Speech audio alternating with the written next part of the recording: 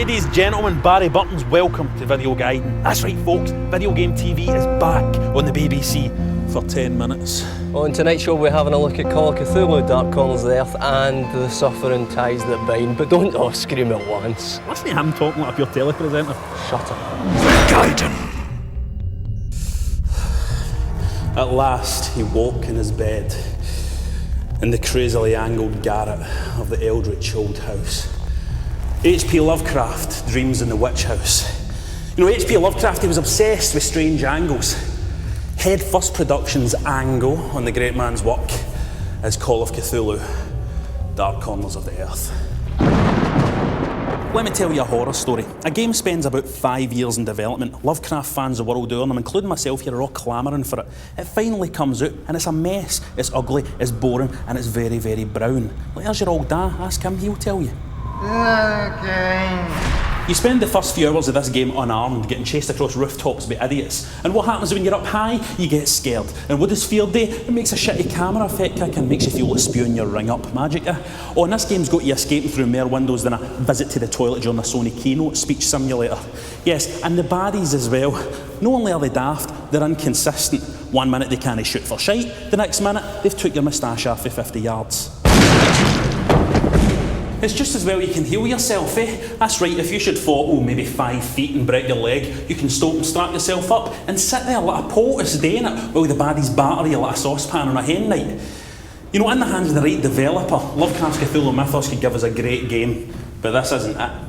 Head First try and give us some impressive set pieces, but anybody who's a veteran of the Ganado sieges in Resident Evil 4 has seen it all before and seen it better. This game's simply an insult. At least Lovecraft's unspeakable horrors have went to the effort of putting their high heels on it.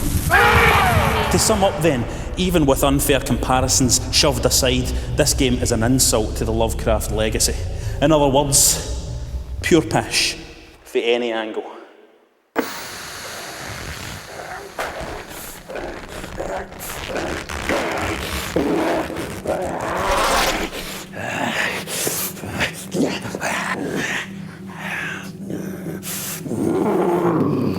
You get it. You want to know the only thing worse than a bad video game? You're looking at him. Nah, I'm only kidding. Gaiden. Previously on Devco Gaming Corp. Jack! Did you stay here all night? I caught my wife in bed with a fruit machine. What's worse, my son's just come out as a games journalist. When you go home? Don't panic. But the new shipment of the new game has been hijacked by Israeli special ops. What the Israelis want with 50,000 copies of Sergeant Rabbi and the anti-Palestinian crusade of death. Next time on Devco. These are the new character designs we spent 800,000 quid on. Every one of them's Marvin getting a tractor. Rez is a great game. You know, and a lot of people, they say, that's just Panzer Dragoon. Yes, it is. But then you ask, is it better than Panzer Dragoon? Nope. No. And that's why it's a great game. Chalky Egg has to be in anybody's list, I would have thought. List of great games, I mean, not, for example, a list of women that you want to stalk. Here it is, Resi 4. Maybe the best game ever made. You ever played it? No, I haven't. I'm scared of zombies. There's no zombies in this one. Here's your chance to play it, PS2 version. Right, I will then. Calm down. It wasn't a challenge. Here's what I'd say. If you've got a GameCube, play it on a GameCube. Looks better, better load times. So you're saying don't buy it in the PS2? Because that's what it sounds like. I'm saying buy it on PS2 if you've not got a GameCube. There's wee extra bits and stuff, some new missions. I've got a GameCube and a PS2, so what should I do? Just buy it, will you? Just shut up and buy it, right? Shut it. Okay, nice little slate there for our open studios. What have you got for us, Benny? Right, sir. Is this all with our audience out there we've not grabbed yet, right? Big, beautiful, untapped demographic, right? I'm going to give them something to remember. Bit of nostalgia, sir, right? Get to the point, Benny. Let me present to you, sir. Black and White Minstrel Show 2006, 7. No, Benny. Look, before you make up your mind on it, right? Let me present our beautiful Booth Babes. Clear your death, Benny, you're finished. You got it, sir. Mr. Pyramid Head, would you go and put the pizza in the oven? I spent hours making it and I can't wait to eat it.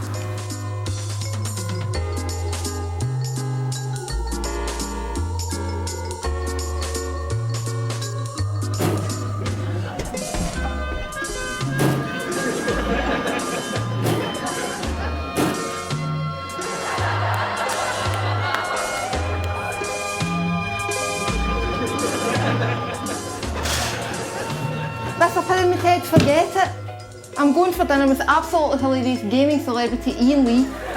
You're done.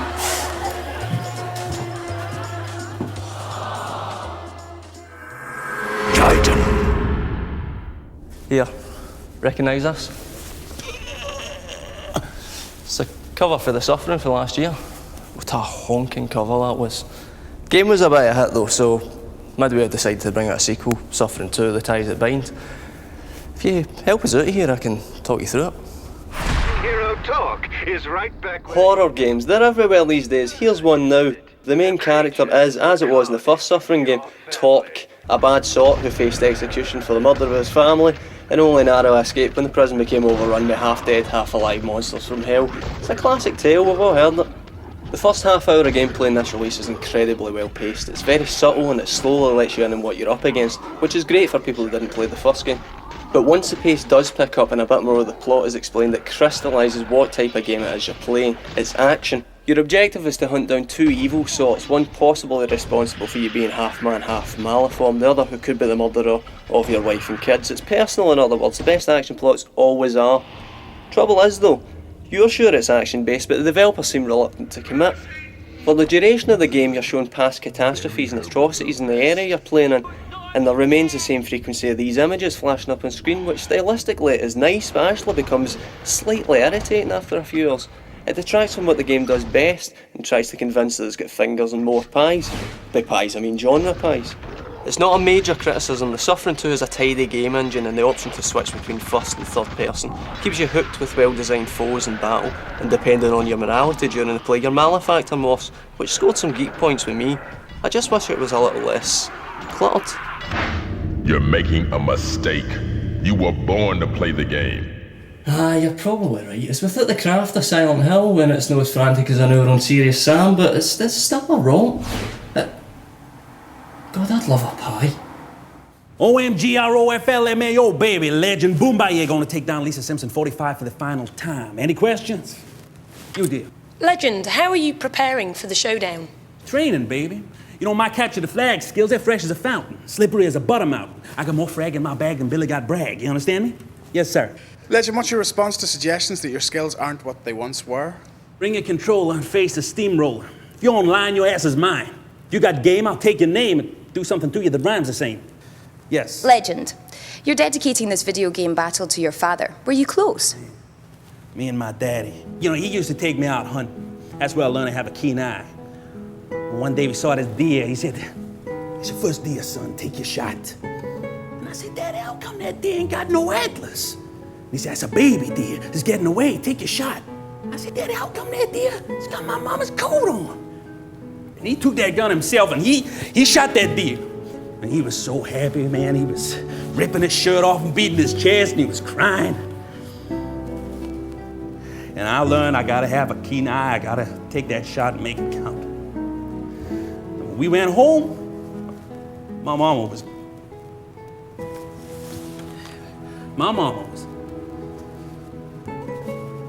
Let's get back to this online wing thing. I'm gonna make my ping sing like a Scout Hall performance for Jonathan King. Gaiden.